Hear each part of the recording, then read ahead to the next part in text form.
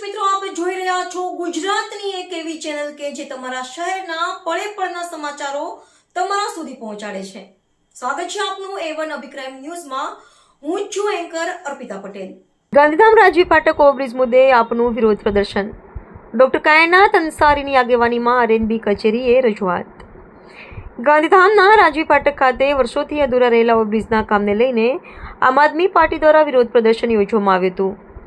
પ્રદેશ ઉપપ્રમુખ ડોક્ટર કાયનાત અંસારી યાથાની આગેવાનીમાં કાર્યકર્તાઓએ અંજાર સ્થિત RNB વિભાગની કચેરીએ પહોંચી રજૂઆત કરી અને બ્રિજનું કામ તાત્કાલિક પૂર્ણ કરવાની માંગ કરી હતી. ડોક્ટર કાયનાત અંસારીએ જણાવ્યું હતું કે રાજવી ફાટક પર વારંવાર ટ્રાફિક જામ સર્જાતા વિદ્યાર્થીઓ, દર્દીઓને, સામાન્ય નાગરિકોને ભારે હાલાકી ભોગવવી પડે છે. 5 વર્ષથી ચાલતા ઓવરબ્રિજના કામને ઝડપથી પૂર્ણ કરી લોકોને રાહત આપવામાં આવે તેવી માંગ તેમણે કરી હતી. ભરત ઠાકોર, કચ્છ. कायनात अंसारी आथा उपाध्यक्ष गुजरात प्रदेश आम आदमी पार्टी।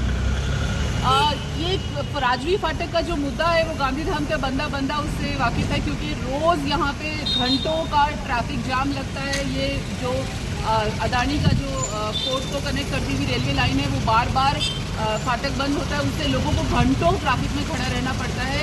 आगे स्कूल है और बच्चे स्कूल जाने में भी उस वजह से विलम्ब होता है।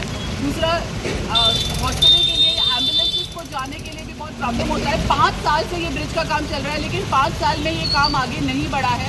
हमारे माननीय धारासभ्य जी कहती है कि घर में रेनोवेशन होता है तो तकलीफ तो होती है, लेकिन रेनोवेशन कभी ख़त्म नहीं होता है। ये रेनोवेशन ख़त्म नहीं हो रहा है जो आप शहर का कर रही हो, सिर्फ वादे किए जा रहे हैं पब्लिक को। इस ब्रिज का काम कई महीनों से बंद पड़ा है। आज हमारी RNB से मांग है कि ये ब्रिज का काम चालू करा के जल्दी से जल्दी पूरा किया जाए ताकि लोगों को राहत मिले।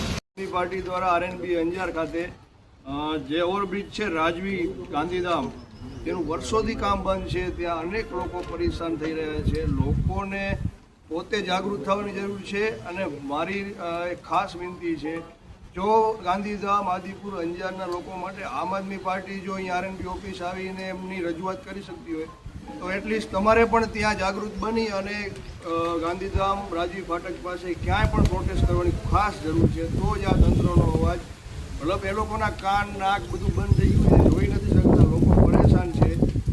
એક અવાજ આપવાની જરૂર છે. આમ આદમી પાર્ટી આપની સાથે છે, આગળ પણ સાથે રહેશે. આ બાબતે આજરોજ અહીંયા RNB ખાતે રજૂઆત કરવા આવ્યા છીએ. અધિકારીને પણ રજૂઆત કરી ટેલિફોનિક. આગળના દિવસોમાં જરૂર પડશે તો આનાથી પણ ઉગ્ર આંદોલનની તૈયારી આમ આદમી પાર્ટીની છે.